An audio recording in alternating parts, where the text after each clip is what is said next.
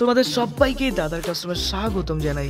এই ভিডিওতে class 6-এর third summative test অর্থাৎ তৃতীয় পর্যায়ক্রমিক মূল্যায়ন বা ফাইনাল পরীক্ষার বাংলার বই ভিত্তিক মোস্ট ইম্পর্টেন্ট প্রশ্নের সাজেশন নিয়ে আলোচনা করব। প্রথমতই ক্লাস 6-এর বাংলা বই বের করো।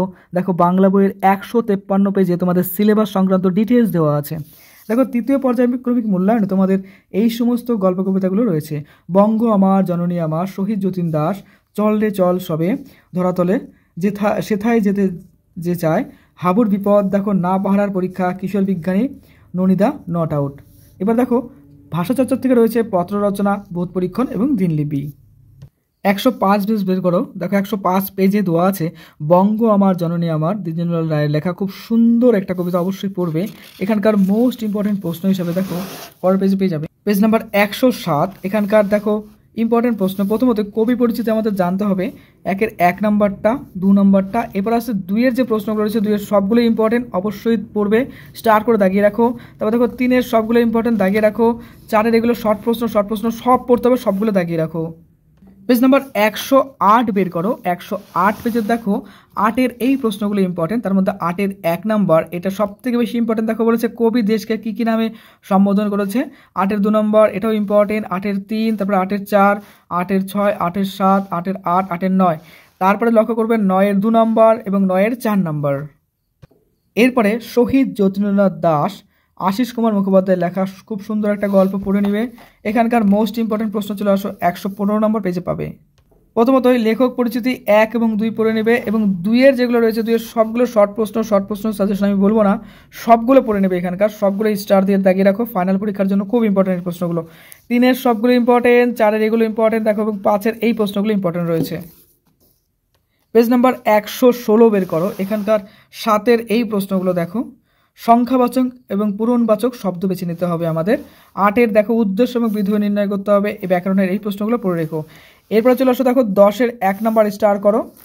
এরপরে দেখো 117 পৃষ্ঠাতে পাবে 10-এর দেখো 2 নম্বরটা, 10-এর 3 নম্বর, 10-এর 4 নম্বর এবং 5 নম্বর মোস্ট ইম্পর্টেন্ট। দেখো মোস্ট ইম্পর্টেন্ট দুটো প্রশ্ন এখানে রয়েছে, 10-এর 4, 5 এবং 10-এর 6, এবং তার পাশাপাশি দেখো 10-এর 7, এটাও মোস্ট ইম্পর্টেন্ট। 10-এর 8, 10-এর 9, 10-এর 10, এগুলো পড়ে রাখলেই হয়ে যাবে। দেখো এরপরে পরের চ্যাপ্টার কাজী নজরুল ইসলামের লেখা মোরা দুই সহোদর ভাই। এখানকার মোস্ট ইম্পর্টেন্ট প্রশ্ন চলে আসছে। দেখো পেজ নাম্বার 120। এখানকার প্রথমতই পড়তে হবে লেখক পরিচিতি, কবি পরিচিতি পড়তে হবে। কবি পরিচিতি পড়ার পরে দেখো এখানকার 2-এর 1 নম্বর এবং 2-এর 2 নম্বর, 2-এর 3টেই পড়ে রাখবে। তার মধ্যে 2-এর 1 এবং 2-এর 2 মোস্ট ইম্পর্টেন্ট।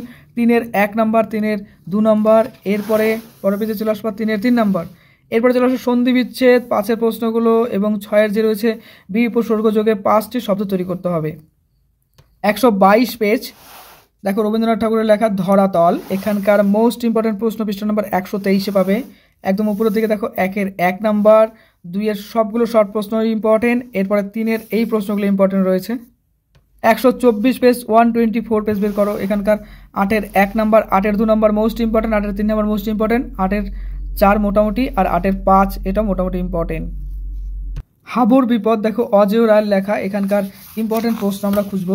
133 পেজ বের করো। দেখো 133 পেজের 1-এর 1, 1-এর 2, এবার 2-এর দেখো 2-এর 1, 2, 3 এবং 4, 3-এর 1 নম্বর, 3-এর 3 নম্বর, 3-এর 4 নম্বর, 3-এর 5 নম্বর। ওকে 134 পেজ, 134 পেজ বের করো। এখানকার লক্ষ্য করবে এই যে প্রশ্নগুলো একটু পড়ে রাখবে, ইম্পর্টেন্ট নেই তেমন। 135 পেজ বের করো। 135 পেজের এই প্রশ্নগুলো দেখো 10-এর 1, 10-এর 2, 10-এর 3, 10-এর 4, 10-এর 5, 10-এর 6 এবং 10-এর 9 নম্বর। পেজ নাম্বার দেখো লক্ষ্য করো 135। এরপরে 139 কিশোর বিজ্ঞানী অন্নদা শঙ্কর রায়। এখানকার ইম্পর্টেন্ট প্রশ্ন হিসাবে বের করবে। দেখো 140-এ পেয়ে যাবে। প্রথমতই 1-এর 1, 1-এর 2, তারপরে দেখো 2-এর সবগুলো ইম্পর্টেন্ট, তারপরে 3 নম্বর প্রশ্ন। এরপর চলে আসছে দেখো পেজ নাম্বার 141, 141। এখানকার 8-এর 2, 8-এর 4, 8-এর 5, 8-এর 6 এই দুটো কিন্তু বেশি ইম্পর্টেন্ট, 8-এর 5, 8-এর 6। এরপর দেখো নট আউট, ননিদা নট আউট, মতিনন্দীর লেখা। এখানকার ইম্পর্টেন্ট প্রশ্ন পৃষ্ঠা নাম্বার পেয়ে যাবে 145, 145 পেজের। দেখো 1-এর 1, তারপরে দেখো 2-এর সবগুলো, 3-এর সবগুলো, এরপরে 6-এরগুলো কিন্তু মোস্ট ইম্পর্টেন্ট, সবই শর্ট প্রশ্ন পড়ে রেখো। এরপরে বের করবে পেজ নাম্বার 146, 146। এখানকার লক্ষ্য করবে 4-এর 1, দেখো 6-এর 3, 6-এর 4, 6-এর 5, 6-এর 6, 6-এর 7, আর এদিকে 7-এর ক্ষেত্রে 7-এর 2, 7-এর 3, 7-এর 5, এর মধ্যে মোস্ট ইম্পর্টেন্ট 7-এর 6, 7-এর 7, 7-এর 8। দেখো ভাষা চর্চা থেকে কি ইম্পর্টেন্ট হচ্ছে, দেখো পত্র রচনা রয়েছে সিলেবাসে, এখানে দেখো লিখেছে তৃতীয় পর্যায়ে পত্র রচনা রয়েছে। চলো আমরা পত্র রচনা দেখে নেই। প্রথমত ভাষা চর্চা বই বের করো। এই দেখো ভাষা চর্চা বই, এখানকার পত্র রচনা দেখো পেজ নাম্বার কততে আছে, দেখো 74-এ আছে। পত্র রচনা একদম ডিটেলস একটি ভিডিও রয়েছে, কিভাবে খুব সহজে পত্র রচনা করবে, অবশ্যই দেখে নিও। দেখবে আমি খুব সহজে কিন্তু বুঝিয়ে দিয়েছি। দেখো পরীক্ষার ক্ষেত্রে কী হবে, যে কোনো একটা প্রশ্ন হবে যে তুমি তোমার বাবাকে বা তোমার বন্ধুকে বা তোমার স্কুলের হেড স্যারকে একটি চিঠি লেখো, কোনো একটা টপিকের উপর দিয়ে দেবে, সেই টপিকের উপর আমাদের লিখতে হবে। তো পত্র রচনার ক্ষেত্রে দেখো প্রথমত আছে কুশল জানিয়ে পিতাকে পুত্রের পত্র, অর্থাৎ পিতাকে পুত্রের, অর্থাৎ ছেলে কী করছে, বাবাকে চিঠি লিখছে কোন ব্যাপারে, যে তুমি ভালো আছো সেই ব্যাপারে। এখানে দেখো প্রথমতই আমাদের একটা অ্যাড্রেস দিতে হবে এবং তার পাশাপাশি আমাদের কিছু ফরম্যাট আছে, যেরকম ধরো প্রথমত লিখতে হবে যে প্রিয় বাবা, বা এখানে যেরকম রয়েছে পাকজনের ইস্যু, তারপরে এখানে লিখতে হবে ডিটেলস।